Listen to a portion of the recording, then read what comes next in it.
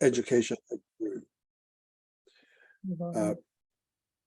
Pretty much my entire career has been in education, apart from when I just left high school and I worked at CAFCAN for a little bit.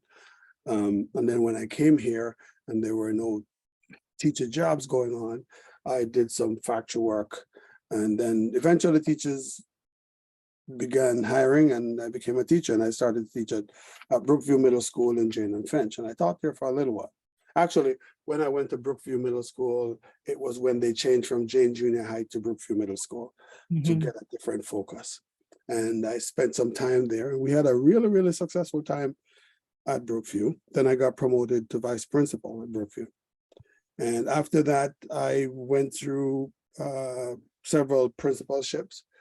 And most of the times, I have been called away from the position that I was put in to go to another place because there was some kind of a particular need that they wanted the skill set that I bring.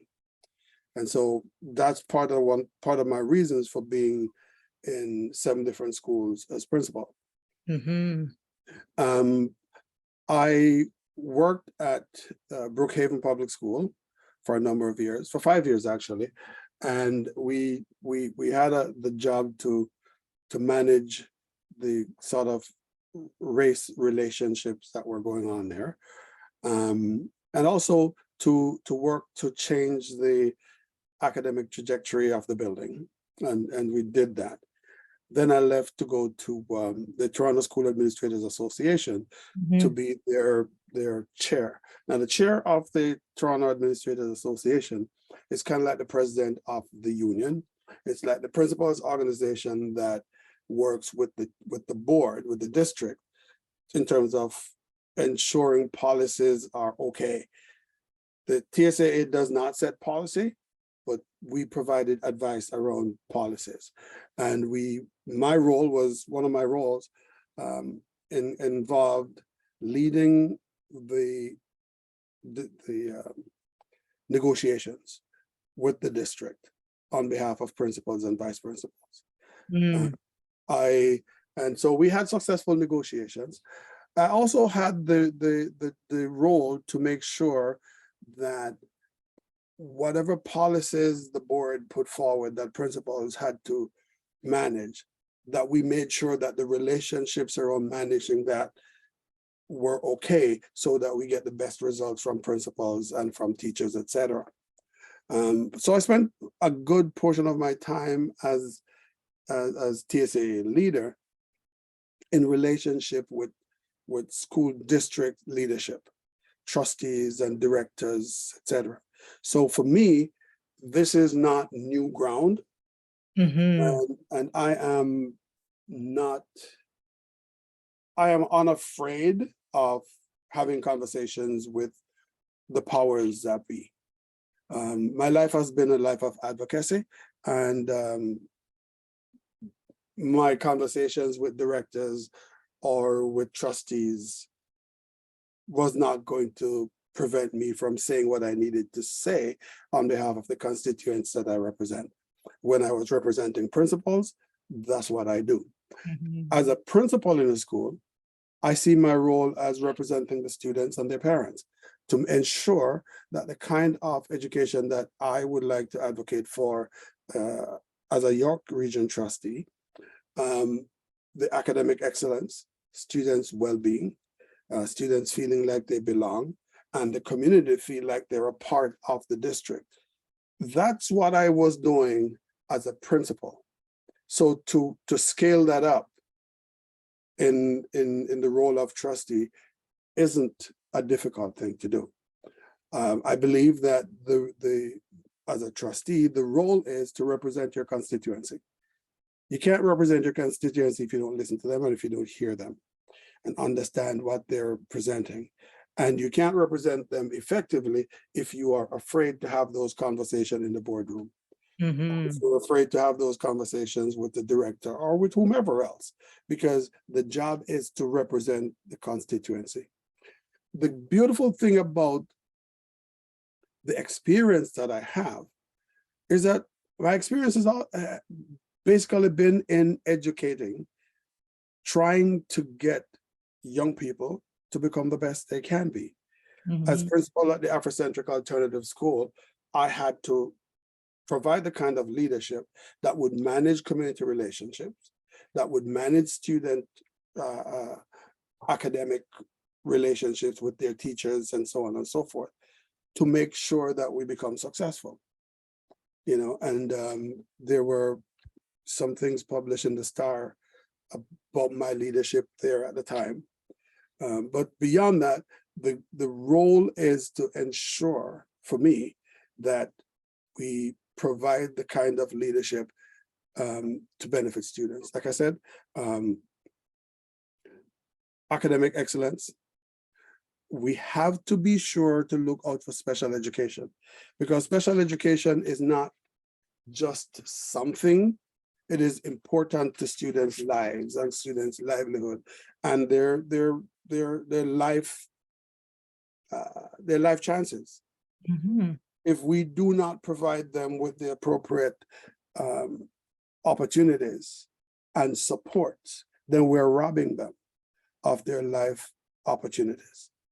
And in terms of racialized people, you cannot be effectively serving your community if you're not effectively serving racialized people. That's one of the things about equity. A lot of people will talk about equity, and people will talk about anti-Black racism, and people will talk about people will use the slogans. I am not so much about using the slogans.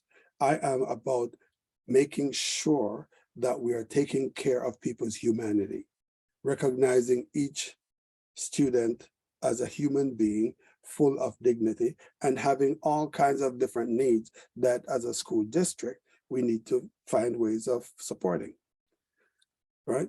Sure. I think we have to prepare students to deal with the future that we don't know, that they don't know. So we have to help them to become critical thinkers so that they can understand how to innovate, how to create, and how to see down the road what is likely to show up and meet that challenge. So as a trustee, I bring that kind of focus to the work I do. I'm currently a PhD candidate, so I'm trying to get my PhD done, and it is about helping students to achieve at high levels. And I know the literature talks a lot about achievement gap, and I'm trying to reframe that, because in a way, achievement gap is a kind of binary, comparing one group of kids to another group of kids on a race basis, because the gap is always looked at whites versus Blacks or whites versus somebody else. My thing is that if we were to look at how education outcomes are produced, we will realize that there are a lot of aspects that go together to produce education outcome. Well, if I'm Black and I'm from a certain economic framework, then I don't have certain things that is helpful in the learning teaching process. Not my fault. It's just who I am and where my environment is putting me. So the role of the school district then is to provide the kind of pedagogy and the kind of support that will help me from where I am to where we need people to go. Excellent. Right. So that's kind of how I see things. If I were to talk about the priorities that I have, it's making sure that students achieve at high levels, making sure that students feel like they belong to the school system that they're in, their schools and their district. And I think it's important for parents and community to feel that they're connected with the school district. Okay, when you feel like you belong to a space, you participate differently. and you give more of yourself, and we tend to benefit more from it. For sure. Right? I can stop there for now. Okay, Luther, I appreciate that. That's very good. And I think what I'll do is, while we're seeing if additional candidates join us, I would love to pose some questions to you. Mhm. And I think some of that you've answered, but you know, the educational experiences of Black children has been at the forefront of our minds and the minds of Black constituents who are concerned with the differential treatment of our children. Please tell us what you plan to do to increase Black children's success in the school system, specifically those children. Okay, so one of the things that I know is that a lot of Black children don't feel like they belong in the schools. If you do not feel like you belong there, it makes it harder for you to participate in the learning activities that will get you to the learning achievement that we're hoping for. Mhm. So we have to ensure that students feel they belong. One way to do that is to include them in the curriculum. So we need to find ways, and I know that the school district does not control the curriculum. The curriculum is from the Ministry of Education. What the school districts control is the pedagogy around what is taught. The curriculum does not say you must use this and this and this to teach the overall objective. It says teach these overall objectives, and as the teachers, you can use whatever we need to do it. So we have to find a way to help to focus teaching around including Black students in a way that don't traumatize them, Mhm. do not re-traumatize them. Okay. Now, the trustees and the school boards are not directly responsible for teachers and education workers, but trustees are responsible for the policies that guide what teachers and educators do. And so my thing is that we need to find ways to create the policies that will allow for those changes to occur. And I know that unless you have someone who's willing to talk to that, it's not going to happen. And do you find that there are specific actions you can take in the York region, in the wards that you're looking to be in? Well, I think representation is important. Meeting with parents and hearing from them what are their specific concerns, because we can talk at a big level about the things that we know are in need, but at the local level, parents will tell you. Parents will tell you that my child has special needs and I can't get into service. Our parents will tell you that my child goes to school and feels like teachers aren't treating them okay. Mhm. Or feels like the material that they're teaching and the way they're teaching it isn't resonating. So those are the local pieces of data. Those are the local pieces of information that will help to drive whatever kind of policy you might want to come up with. Okay, and the kinds of conversations that you will have with the director of education that will allow the director to work with the schools under his or her charge. Excellent. You have a lot of experience, and I appreciate you taking the time. And you said you were retired principal, correct? Yes. So you're taking time in your retirement to be a busy man. So I think I want to say thank you for that, for sure. Thank you. Thank you. And do we have any questions from the audience in terms of for Luther?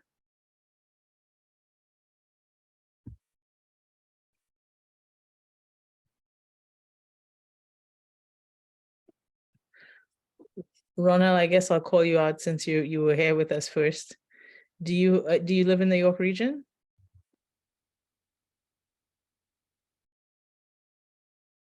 Well, maybe she's still driving, so.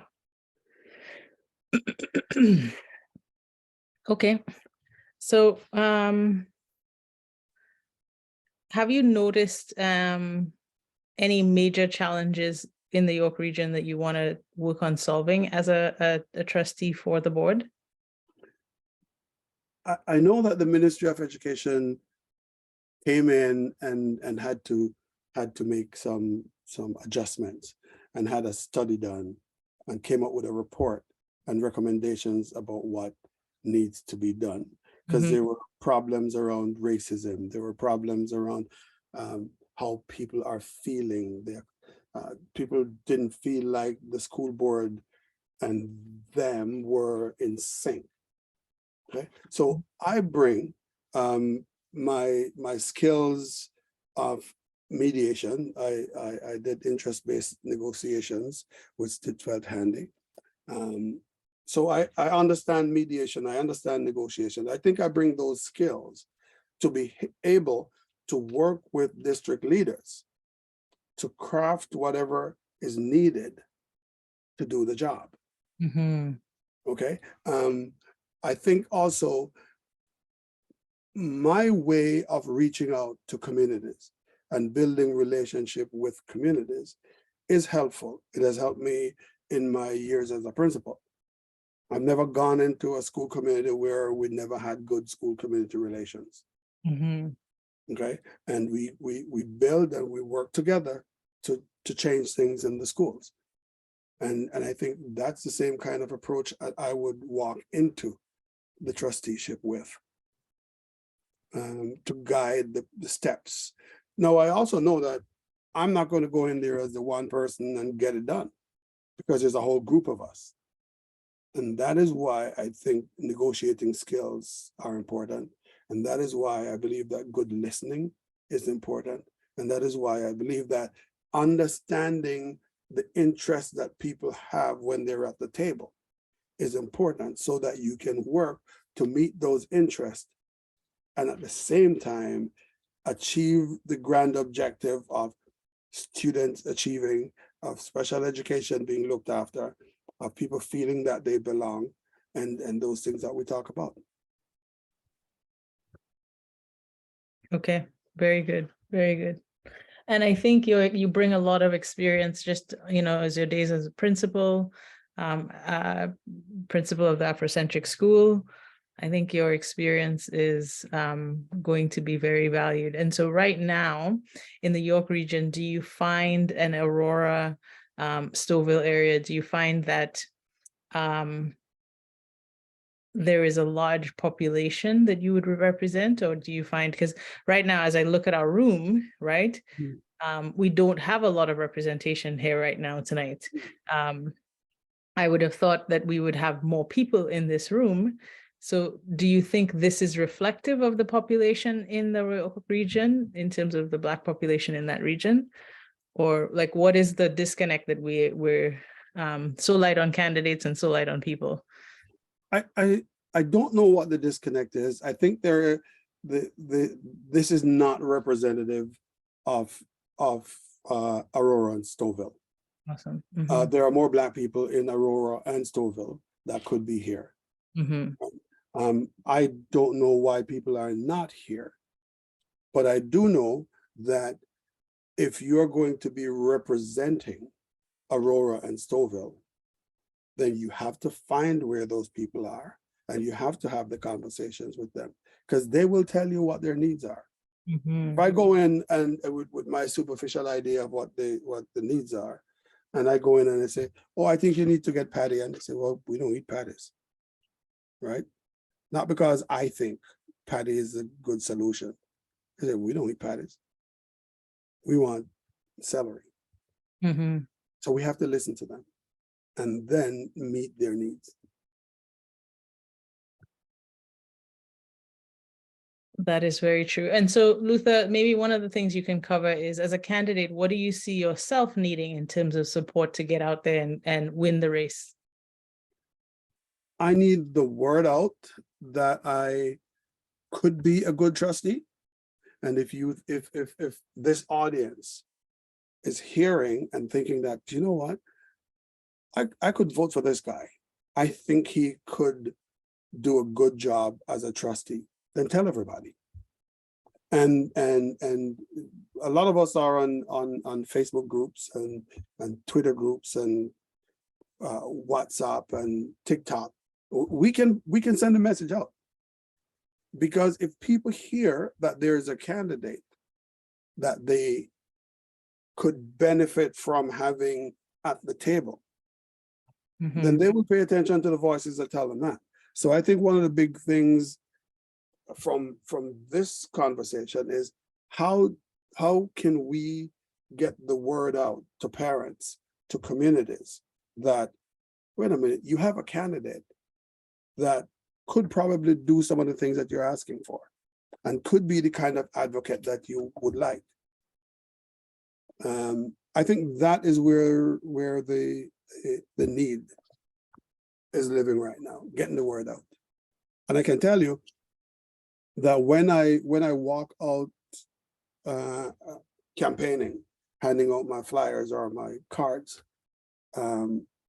people have been showing excitement about, oh, I'm glad you're running. Okay. And when you bump into Black people, they tell you they're glad you're running. But when you bump into other people, they say, you know what, I think we need to change. And you're bringing education and so on.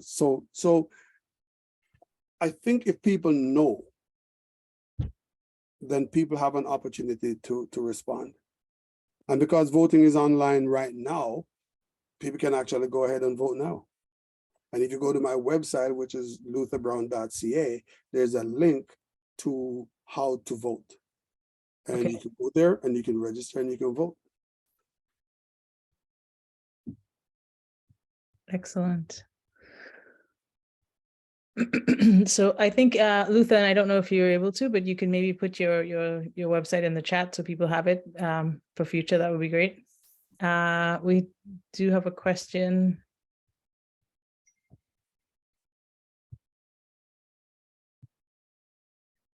So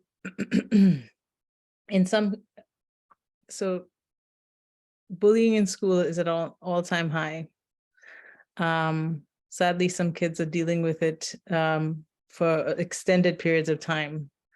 What would you do to address this epidemic as a principal and as a trustee? What would you do to address it? Especially for our Black children. Okay, so all children. I mean, it's no good anyway. We don't want it for anyone. So how do you address that?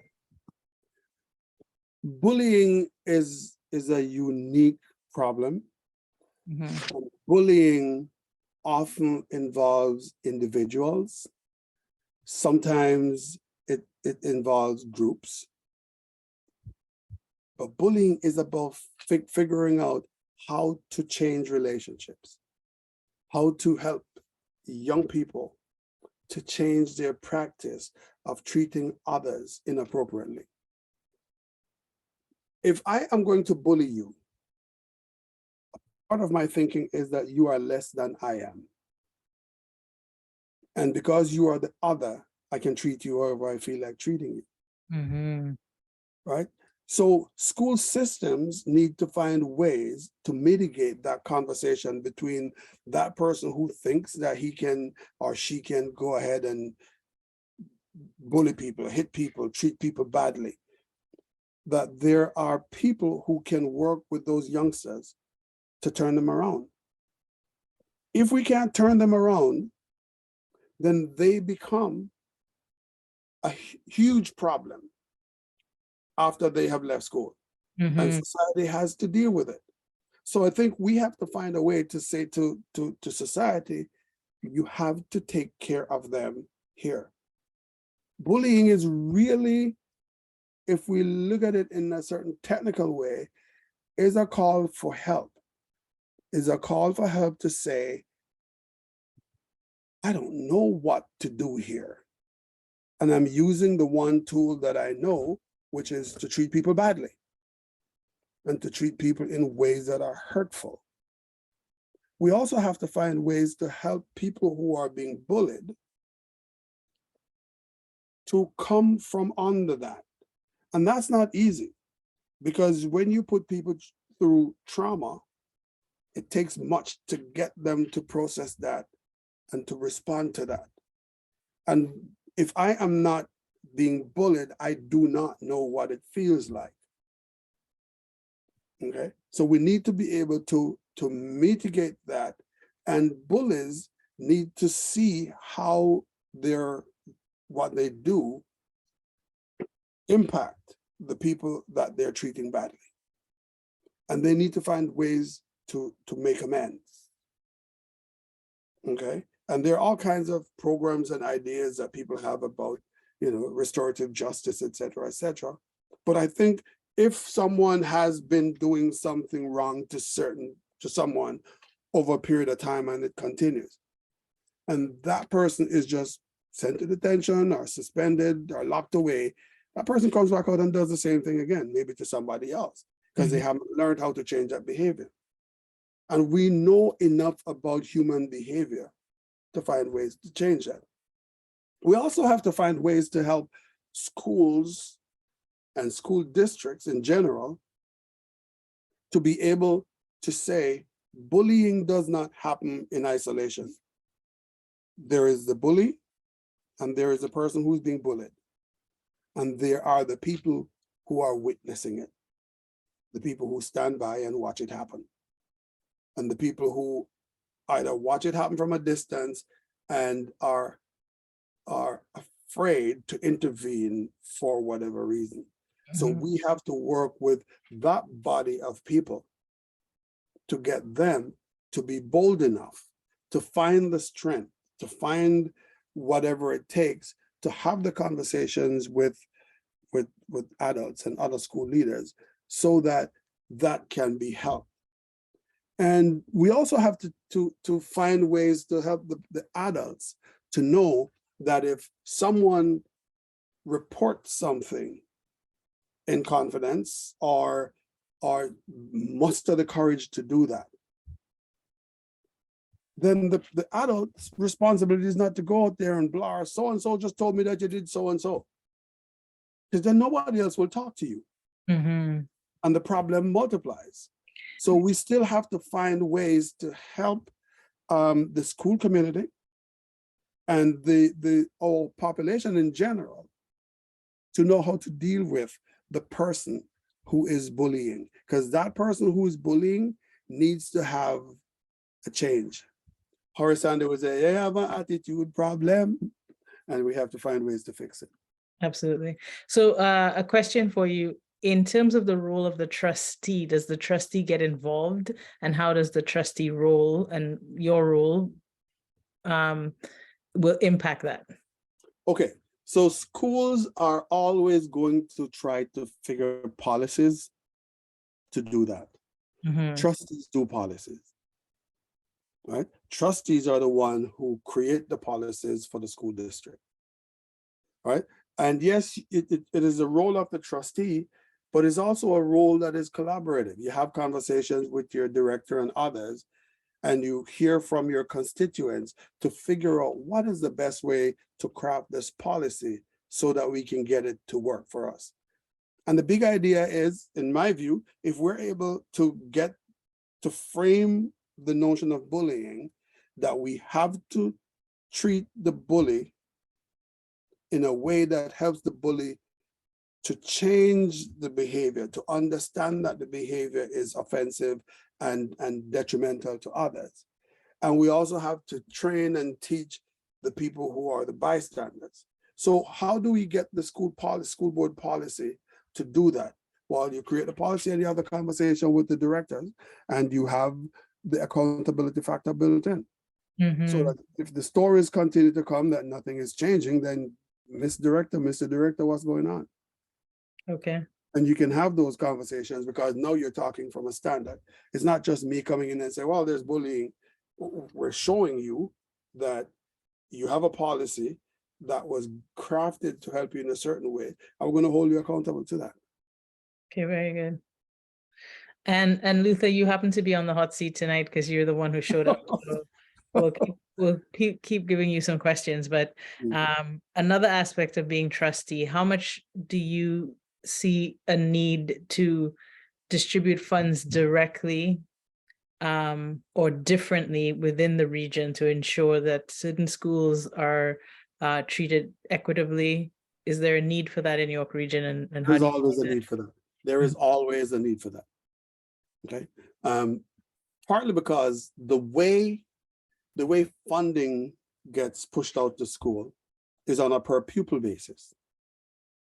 So the school with 2,000 students will be funded differently than the school with 100 students. And so one school will have resources that they can move around to do certain things. The other school has resources only to do the basic things. Okay. Now, some schools manage to do fundraising, but if you're from a neighborhood that can't fundraise sufficiently, you're disadvantaged. Mm-hmm. So I think that the board needs to be able to look at the funds that it gets from the Ministry of Education and some of the funds come sweated. You can't do anything with it except what they tell you to do with it. But if the funds that you are able to work with, you should be able to prioritize as a school board in terms of how you allocate that in your budget to do it. So it comes down to managing your budget based on the needs of your district. I remember when we were doing budgets, and we used to have conversations. I used to have conversations with the teachers and the staff, basically to say, look, we get X amount of dollars. I could give each of you, I could divide it up equally according to the number of classes we have and say, here is the money, go ahead and spend it to your class based on the curriculum that we're following. But I figured that there's a better way to do that. And so we started to have conversations about what are the priorities of the school and how can we arrange the budget so that it meets the priority of the school. Okay. And so teachers would pool the allocation in certain areas because that's where the need is. And it worked.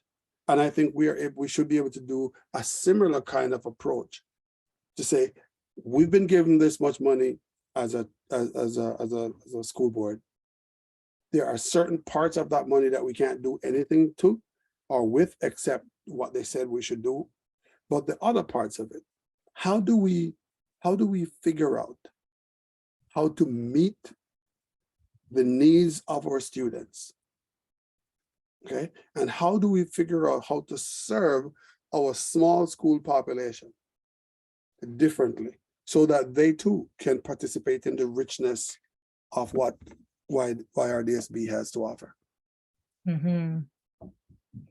Okay.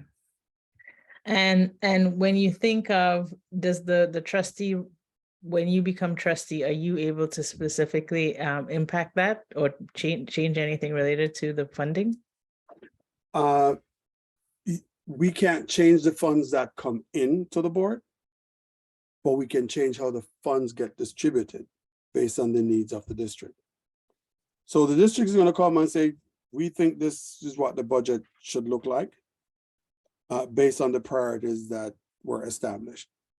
And that's why you see the district will have a multi-year strategic plan. And from that multi-year strategic plan, you figure out how do we allocate dollars to make that work. As an individual trustee, any individual trustee, we don't have that power. Our power is working together. My power as an individual trustee is to be able to convince the others or show the others why Project A or Project B is viable and is important, or why we should look differently at school X than school Y. And part of the learning, I believe, is to be able to say, look, equality doesn't fix the problem. Equality fixes the problem of race, how we think about race, how we think about gender, how we think about a variety of human situations, okay?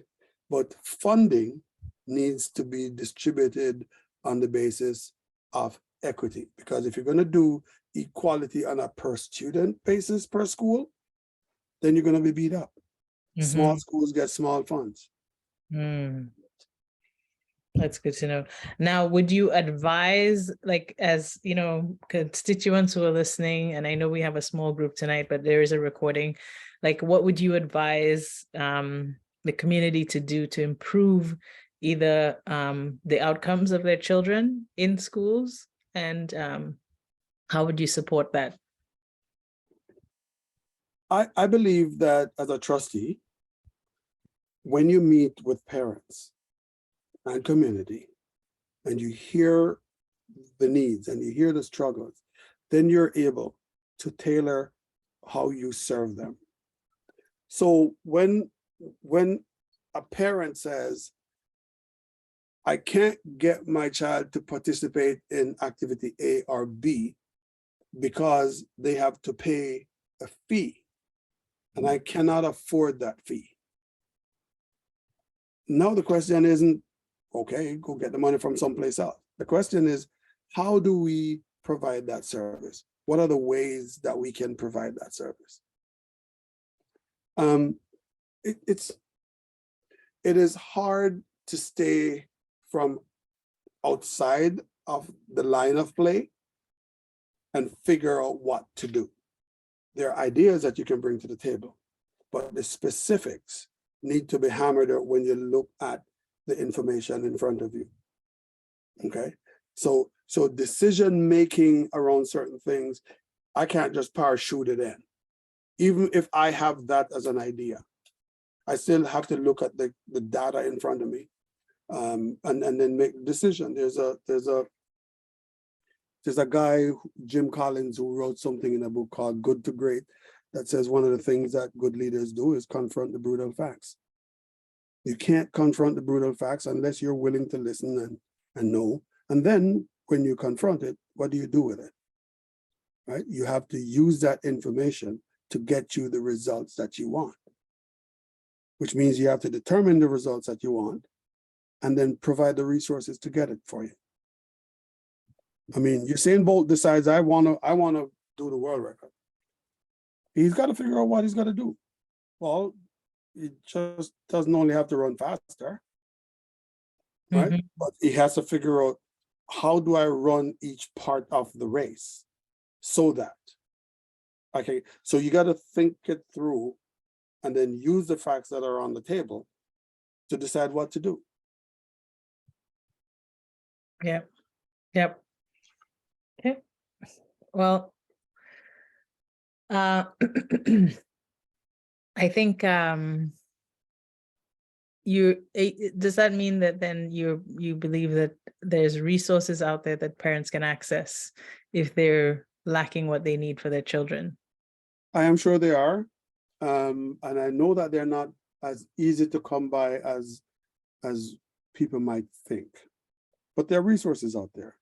Mm-hmm. And schools are very resourceful in helping parents to get resources, but we have to have those conversations. So if parents do not have the conversation with schools, a part of that link is missing. And maybe parents are not having that conversation with schools because schools don't make them feel welcome, or schools are inviting them to meet with them at times when parents can't meet because they're at work or they are doing whatever else. Okay, so those are local things that must be worked out. But parents will need to identify out loud what some of the needs that they have are. And then as trustee, you try to figure out where are the resources. And there are lots of community organizations that provide resources, or can direct people to where resources are. And resources to support students don't just come from school boards. It comes from a variety of municipal services and federal services, et cetera, et cetera. So there are ways to support students, and I think we can find it. Mm-hmm. Very good. Very good. So I know, Luther, you were not expecting to be the main stage all night, but I do appreciate your continued participation. One of the things you mentioned early on in, when you were describing what you think the trustee role is and what you'd like to do is you said that, you have to prepare children for the future of work. Mhm. What do you see that looking like in terms of changes that you can make as a trustee to help that preparation? Because as you talk to many people in industry and so on, the skills are changing so rapidly. Mhm. How do we keep our children, engaged and keeping pace with the rest of the world? Okay. It's a very interesting question because depending on how you look at it, some people are saying, let's go back to giving people hands-on experience so they can go back and do. Listen, I used to teach shop. And back when I was teaching shop many, many generations ago, I realized that preparing students to learn how to make a dovetail joint and a mortise and tenon joint, et cetera, was a waste of their time because machines were doing that at a way more efficient and effective rate. And furniture design and all of those things had moved on and they're not going back there. So I introduced the idea of Lego. And we were able to program. So that that was 19 something. Okay. And we were coding where they would build the cars and write the program to get the car to drive for a few seconds. And then it would be precise. They would say it's going to drive for 3 seconds. It's going to blink the lights. It's going to beep the horn. It's going to do whatever it is. And they write the program for it to do it. That was preparing them then for what we didn't know were coming. But we were giving them the critical thinking skills to recognize how to do things differently and how to meet the new. Okay. When they introduced, back then it was Claris Works, and people used to try to think of Claris Works as mainly a word processing program. And if you like to do drawing and so on, you could use the drawing part of it to do something.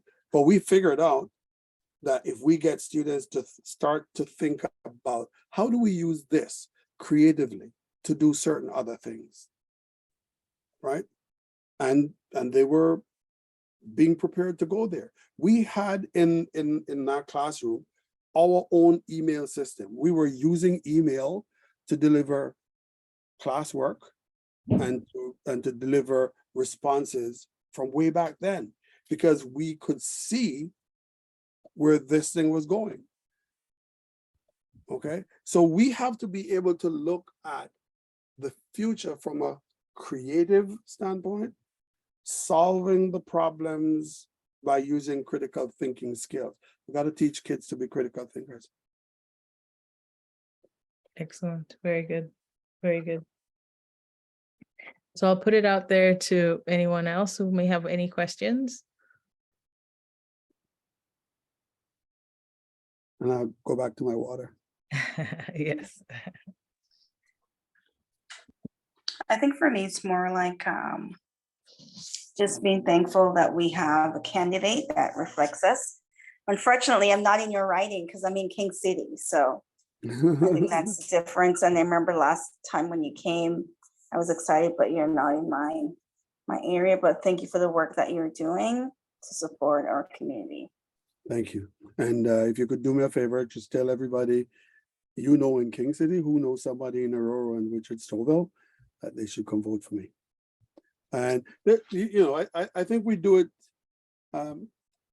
It's surprising how word gets around, because if I put something on my Facebook page or on my Twitter or whichever of my social media account, I get response from people in all over the world, different places. So if we put it up and hashtag Aurora and Stouffville, chances are it will show up in somebody's feed. Mhm. and then that will help them to get the word out. And you might be surprised when you start to talk to people that you find that you know people who live there. And hopefully we can get the word out to them. For sure. I think Thank you every for your comments. Yes.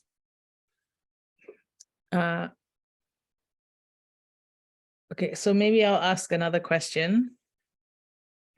And this is going back to the challenges that the community might face in Vaughan. Are you seeing any other specific challenges in and I'm saying Vaughan, but I'm saying the York region, Aurora, Stouffville area, because that's the ward you're going for, that you want to change, that you want to impact specifically? One of the things that the parents told me, I was out at a session the other day, and the parent said, and you raised the question, we're concerned about our small school being left behind, and resources are not coming to our small school sufficiently to allow them to develop and grow according to how we want them to grow. I also met up with a mom who said, I am done with this thing because you guys don't do anything. So we said, well, let's talk a little bit about that. And her interest really was special education. She had students who were who had special education needs, and they weren't being serviced appropriately because people who are in the positions of power don't find it significant enough to work to meet the needs of students with special education. See, we sort of have society sort of manages mentality that we don't need all of us to be great. We just need some of us. And the sum of us will lead us into the future in a great way. And we perpetuated that kind of thinking in our earlier years of education, when only some people could get to go to high school. And then of the some people who got to high school, only some could get to go to universities, because we didn't need 3 million people with university degrees. We only need 100 because they would run the place. The world is saying to us that we need everybody in the pool so that when we're ready to draw, we can pick off the best. And students with disabilities aren't less than anybody else. Some of our greatest accomplishments worldwide have come from people with disabilities. But we tend to think that we can manage without that. We can't. And we have to look out, and those are some of the needs that people are saying that there are out there, and we have to sort them out. Trustees can't provide the socioeconomic support for them, but trustees can talk to the various politicians who are representing them. Right? So there is need for a collaboration that's beyond the role of trustee for the York Region District School Board. But it also there's an intersectionality that we can't avoid, because whether it's the mayor or the councillor or whomever, we all serve those individuals, and we have to find ways to have those conversations to benefit. So that's one way I think I would like to try to provide some assistance. Okay. Very good. Very good. And Luther, I think that you are very articulate in terms of, how you present your answers, and I would vote for you. So I'm not in your riding, unfortunately, and but I would definitely vote for you. So we will try to get the word out there on the difference that you can make, and the impact that you can make. And it's really you can hear the years of experience in your, your answers. And so we really appreciate what you're doing and what you're attempting to do in that region. Thank you. Thank you. Just tell everybody, go to lutherbrown.ca. We'll do that. We'll do that. And because you're going for the role of trustee, I don't want to pose any additional questions to you because I have some questions here that I could, but your role is very education specific. There are not other areas of government that you can have an impact on at this time. So in terms of, I'm just trying to think of some other areas that I'd love to hear from you on in terms of the education. I've participated in my student council, parent council boards over the years. What do you find, and as a trustee, how do you impact getting parents, especially Black parents, to participate in those boards or those groups more, to have an impact on their schools? And what do you see that as a way to improve the outcomes of our children in schools? Okay, so one of the things that I've come to know is that we have to be willing to respect that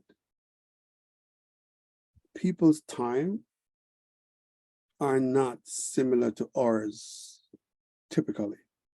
So if I work in a school and my school day is from this time to that time, right? I put meeting right after school, or I put meetings a little bit after school, and I'm expecting parents to show up. But parents are traveling from work to home or from wherever. Parents are traveling from responsibility A or responsibility B. Parents have to be prioritizing. So sometimes by the time they get to you, they are so beat that they can't really participate fully. And then we have the audacity to say, look, they're lazy, or they come to the building and they're sleeping, or they come and they can't even talk, without even thinking about what they have gone through to get there. So we need to find ways to get meetings differently. We're blessed now. There's one blessing that comes out of the pandemic. We have Zoom. We can have this meeting.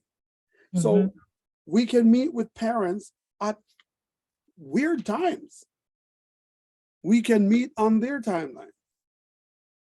But we might have to have 4 or 5 different meetings to accomplish the one major task. It's not impossible, it's actually doable. Right? But we haven't thought of outside of the box that, okay, we schedule a meeting for 5:30, you're supposed to show up at 5:30. Right? We have to find a way to think differently about how we engage. I also know that I started off by sending out newsletters every week. And then I realized that when I walk outside, I see what, a good portion of the newsletters on the floor.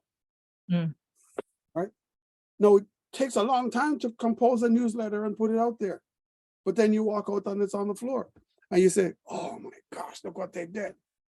Without even thinking why they fell, or why they, or who's going to read it, who's got the time to read it.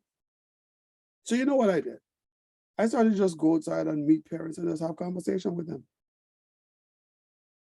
And by engaging them in conversation, they now realize that you actually have their interests at heart. And so they prioritize you in a different way. And if you're going to plan a meeting and you say to parents, look, I'd like us to meet to talk about X. when is good for you? Give me 2 or 3 different times. And then you select 1 or 2 or 3, and you put it out there and you see who can show up when. And then you have multiple meetings if you have to. It makes the work harder. But somebody else, and I don't want to say his name wrong, but somebody else said that once you know the results that you want, right, you can figure out what you have to do to get to those results, right? And the things that you have to do will create an environment, right, that allow people to want to participate. So there's a whole thinking that if parents and community know that you are actually interested in them and their children, they find ways to prioritize you. It's Yeah. true. Are all trustees going to be able to do that? Probably not, because some people are still going in with the mindset that it's your children, you got to find the time to do it. Because we still think in a meritocratic kind of way, and we still think in a sort of linear way about how society is to be organized, right? And we don't even factor in the least bit how race is playing out in this, or how gender is playing out in this, right? Who is at home with the children? Who is going to work and come back to take care of the kids, right? And how is that going? And we're expecting them to just drop that because, you know, they have a job that allows them to be able to come to the meeting. No, we got to think differently. Think about who we serve. We cannot think about who we serve without thinking about the various inequalities that show up, right? Yeah. I do agree. It's very hard, and you know, the Black community was very impacted by the pandemic in terms of just, you know, the majority of jobs we held, the majority of, you know, time outside we had to spend, time at the job, you know, and it's reflective of time we don't have to necessarily participate in the school community as thoroughly as we would maybe like or even be expected to. And so I think as a trustee, finding ways to do that, or at least you're cognizant of the fact that, you know, it's not that straightforward, and the school board and the schools themselves have to do something to engage, you know, engage people so that they can have a say, they can contribute, they can, you know, better and differently is great. And I think that just shows why you would make a good trustee. like I'm thinking that, okay, so the director directs the staff to do certain things, and they're getting certain results back that they're not happy with. Okay, parents aren't participating the way. So if I were to have a conversation with the director about some of the intersectional reasons why some parents aren't showing up, maybe they might just cognize that a little bit differently and say, let's see if we can do things differently. But it's those conversations. If I'm not at the table, I can't have those conversations, right? But having those conversations don't mean that they're going to say yes or agree with you, but it's a conversation. And when you have conversations, if they are somewhat impactful, they don't leave you. They always show up. Look how many times you're talking and you say, you remember Miss So-and-so said this back 30 years ago? Like, it's not even like you were paying full attention, but something caused it to remember it. So those conversations live on in us. And if we can plant the seed, it might grow. Might grow. Might grow. Mhm. Very good. Very good. And so I guess, Luther, I don't want to keep peppering you with questions unless you say yes, keep peppering me with questions. Because I think you've done an excellent job in sharing and sort of covering what that role of trustee would be. Share with folks again maybe what you would like, aside from maybe sharing your content. Are you looking for volunteers? Should we say that? Or what are you looking for to make sure you get into that role? Do you have, yeah. I would love if people could help me deliver flyers in Aurora and Stouffville right now, because I think that is the way to actually impact people. And if you go to my website, there's a join our team button. Okay. And if you click on that and you say, I'm willing to come help you with flyers, we will tell you where to go. We will give you the flyers and we'll tell you where to go. I don't have lawn signs. I didn't think that they were as effective as other ways of getting the word out. Because you look out there and every lawn sign is clustered by 300 around it. Right? And so you got to have a bigger one, a louder one, etc. So I didn't find that to be most cost effective. But I have flyers. And if I get a lot of people saying, I am willing to go in Aurora, Stouffville, with church to help you hand these out, I'll get them to you and then we can go from there. And that is where my big need is right now, to continue to get flyers going out there. Okay.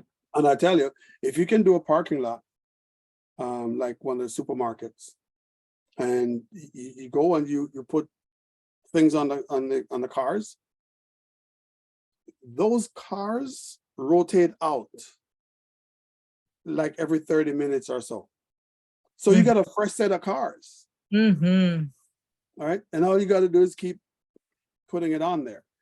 And what I've noticed is that my cards are ending up inside people's cars, are not on the floor. All right. So I think that's a good thing, because typically you go to an event and your car has a flyer on it and people just drop it.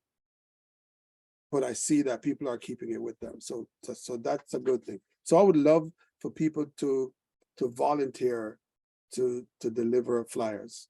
LutherBrown.ca and click that join the team button. Very good. Very good. So I guess we'll do that. We'll put the word out. We'll share with the attendees, and maybe they will have, you never know. You never know how far the message will get to.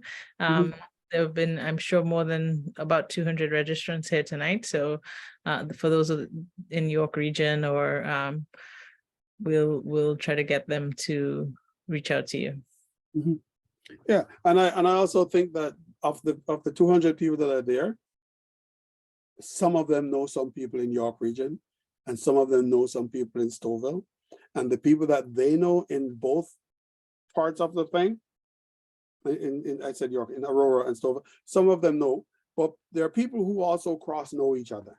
Right? So get the word out. We get the word out. Okay. I really appreciate that. Very good. Very good. So guys, we would schedule to go to 9:50 in the breakout room. So we have another about 30 minutes. I don't know if anyone has any additional questions, or Luther, if there's anything additional you'd like to share about your platform, or any yeah. No, I just like to invite people to go www.lutherbrown.ca. Okay. There's a good bulk of information in there. There's an article that I posted there recently from Reagan North, Okay, that they did a piece on me. That will help people to understand a little bit about what we do. But I've answered some of the questions that are being asked mhm. on the website itself. And it's not a hard to navigate or read website. Okay, no problem. Ronell, thanks for joining. Understood, you have to get out. Ronell's gonna leave. So I think at this point, because we don't have any more, I'm gonna stop the recording. Mhm.